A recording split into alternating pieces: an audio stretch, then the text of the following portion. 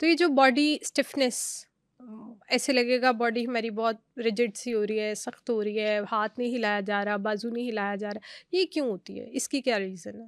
دیکھیے اس میں دو باتیں آپ کو بتاتا ہوں. اکثر جو پیشنٹس کی کمپلین ہوتی ہے نا وہ یہ کہ ڈاکٹر صاحب جب میں صبح سو کے اٹھتا ہوں یا اٹھتی ہوں تو میرا جسم بہت اکڑا ہوا ہوتا ہے. اکڑا ہوا ہوتا ہے، ٹھیک ہے نا؟ بالکل ایسا ہوتا ہے. یہ ایک ہے. اچھا اب اس میں بتا دوں، اگر تو لڑکے یہ بات کریں کہ ہمارا جسم بہت اکڑا ہوا ہوتا ہے اور کچھ دیر کے بعد وہ کچھ بہتر ہو جاتا ہے، اور ینگ عمر کے لڑکے یہ بات کریں، تو اس میں ایک بیماری ہوتی ہے جس کو اینکائلوزنگ اسپونڈیلائٹس کہتے ہیں. اچھا. یہ ایک سٹفنس کی بیماری ہوتی ہے جو بعد میں کمر کی ڈیفارمٹی بھی کر سکتی ہے. اوہ. تو اگر یہ سٹفنس ہو اور ساتھ میں وہ یہ بھی کہیں کہ ڈاکٹر صاحب اگر ہم 2-3 گھنٹے کی بیٹھ کے کھڑے ہوں پھر باڈی سٹف ہو جاتی ہے، تو پھر تو ان کو they must go to the doctor اور اس کو رول آؤٹ کروا لینا چاہیے.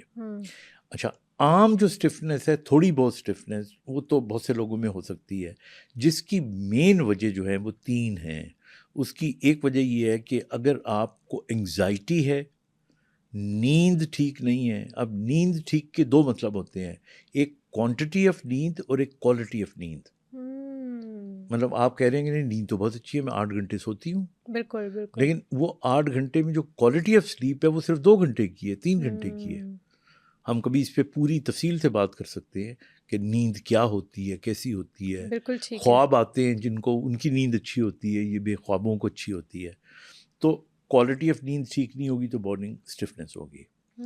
نمبر 3 جو بڑی عمر میں اسٹفنس ہوتی ہے وہ عام طور پہ جو گینٹھیا ہو گیا، رومٹائڈ آرتھرائٹس ہو گیا، آٹو امیون ڈیزیزز ہوتی ہیں، ان کے اندر مارننگ اسٹفنس زیادہ ہوتی ہے. تو آئی تھنک اس پرسپیکٹو میں دیکھنا چاہیے. میرے خیال میں اگر کسی کو مارننگ اسٹفنس رہتی ہے اور ہلکی سی ایکسرسائز کرنے سے، یعنی آپ بیڈ پہ ہی بیٹھے بیٹھے اپنے بازوؤں کو، ٹانگوں کو ہلا لیں، کمر کو سیدھا الٹا کر لیں، اسٹریچز کر لیں تھوڑے سے، اور وہ ختم ہو جائے تو نتھنگ ٹو وری. لیکن اگر یہ کنٹینیوسلی رہتی ہے تو ایک وزٹ آپ کو ڈاکٹر کا ضرور بنتا ہے. مطلب یہ خطرناک بس اتنی ہی ہوتی ہے کہ باڈی آپ کی سخت رہے گی یا اکڑاؤ رہے گا، کہ اس کے آگے بھی ورسٹ سچویشن ہو سکتی ہے. دیکھیں یہ جو اسٹفنس ہے یہ ایک آپ کو وارننگ ہوتی ہے. ٹھیک ہے. مطلب یہ وارننگ یہ بھی ہو سکتی ہے کہ آپ فٹیگڈ ہو، یہ بھی جیسے میں نے کہا انگزائٹی ہو سکتی ہے، اور یہ بھی ہو سکتا ہے کہ کوئی بڑی انڈر لائنگ بیماری ہو. تو اس لیے اگر یہ اسٹفنس رہتی ہے تو ایک دفعہ رول آؤٹ کروا لیں کہ کوئی بڑی کاز تو نہیں ہے. بٹ 90% یہ عام سی بات ہوتی ہے. زیادہ ہمارے یہاں فیمیل جو کام زیادہ کرتی ہیں، بچے جن کے زیادہ ہوتے ہیں، جوائنٹ فیملی سسٹم ہوتا ہے، تھکاوٹ ہوتی ہے، نیند کو وہ تھکاوٹ ختم نہیں ہوتی، نیند پوری نہیں ہوتی، کوالٹی آف نیند اچھی نہیں ہوتی، صبح اٹھ کے ٹینشن ہوتی ہے، یہ ساری چیزیں ملا کے اسٹف کر دیتی ہیں. اگلا سوال میرا یہ ہے کہ یہ تو ہم نے اسٹفنس کی بات کی ہے، کچھ لوگ جب صبح میں اٹھتے ہیں نا، انہوں نے 7-8 گھنٹے کی نیند پوری کی ہے. میں مانتی ہوں کوالٹی اور کوانٹٹی آف سلیپ ہمیں دیکھنی چاہیے، ہمیں دیکھنا چاہیے ہم اچھے سے بھی سوئیں ہیں کہ نہیں. لیکن اکثر ان کے ساتھ ایسا ہوتا ہے کہ وہ نیند اچھی پوری کر کے بھی اٹھتے ہیں نا، لیکن وہ ایسے چل پھر رہے ہوتے ہیں کہ ان جتنا سست کوئی نہیں ہے. ان کو تو تھکاوٹ بہت ہے، ان پہ تو بہت کام کا برڈن تھا، انہوں نے تو بس پتہ نہیں کیا ہی کر کے ابھی سو کے اٹھے، اور پتہ چلتا ہے وہ شہزادے ابھی سو کے اٹھے.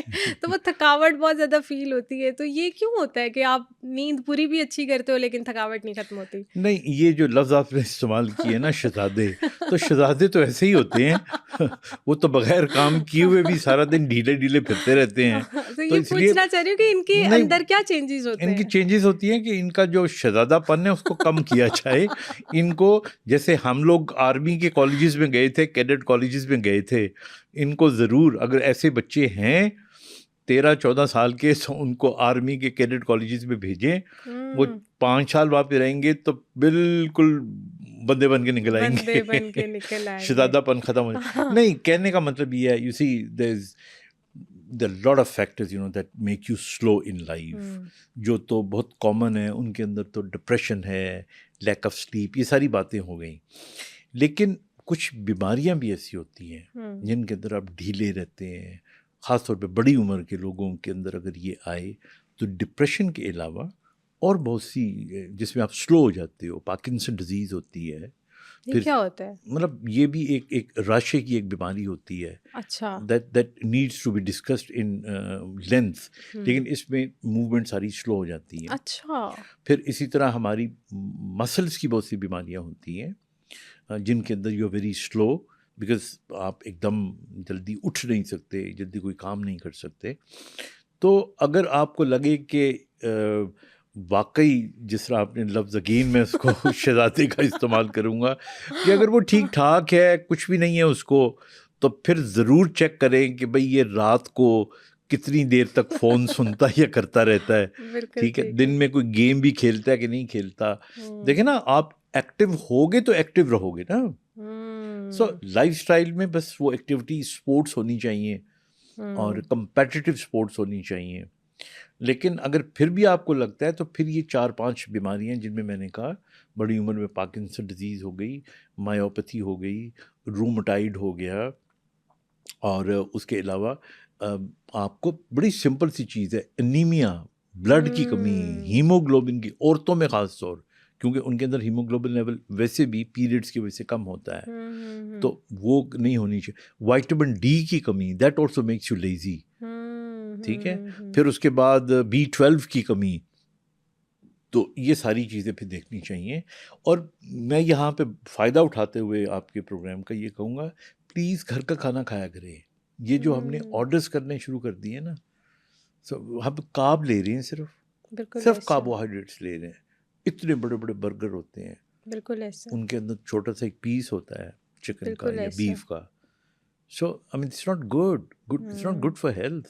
تھوڑی اویئرنیس بھی تو آئے نا کہ بھئی اس لائف اسٹائل کو ہم نے چینج کرنا ہے. یہی تو ہم بتا رہے ہیں نا, ان کو ماں باپ کو چاہیے, جو تو ینگ لڑکے ہیں, ماں باپ کو چاہیے, you see they should make them do sports. This so important. جو اچھے اسکول ہیں ان کے اندر تو, آئی ریمبر میرا بیٹا, ہی از اے ڈاکٹر ناؤ, امریکہ میں ہوتا ہے, تو اس کو رائڈنگ کی دلچسپی نہیں تھی, جبکہ I was a good rider in my days and my father was a very good rider. ماشاءاللہ. تو ہم کہتے تھے کہ اپنا بھائی تو, ہم دونوں رائڈرس ہیں تو کیوں نہیں کرتا رائڈنگ.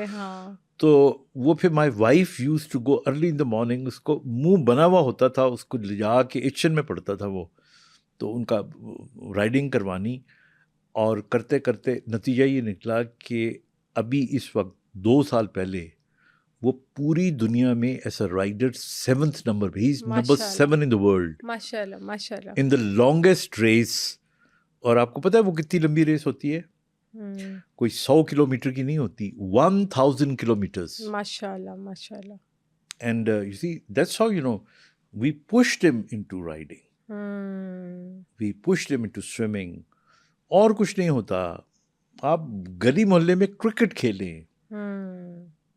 مطلب میں جب بچے آگے پیچھے ہو گئے سارے, تو میں اس ایج کے اندر آ کے, اب تو خیر بہت کمزور تھوڑا ہو گیا ہوں, تو فار مائی ایکٹیویٹیز, میرے لیے just to keep myself fit, otherwise you know I used to look very lazy. تو میں نے گھر میں سنوکر ٹیبل رکھا ہوا ہے, تو اور کچھ نہیں ہوتا تو اسی کے گرد چکر لگا لگوں کہ you know I feel very happy. ماشاءاللہ. ایکسرسائز ہو گئی. ہمارے 1-2 جو ملازم ہیں ان کے بچے پیچھے سرونٹ کوارٹرز میں رہتے ہیں, تو ان کو بلا کے کرکٹ کھیل لیا ان کے ساتھ. ماشاءاللہ ماشاءاللہ. اور بےمانی بھی کی ان کے ساتھ, آؤٹ ہو کے اس کو ان کو لالچ دے کے تو کھیلتے رہنا. بیکاز تو میرا کہنے کا مطلب ہے you should keep doing some thing.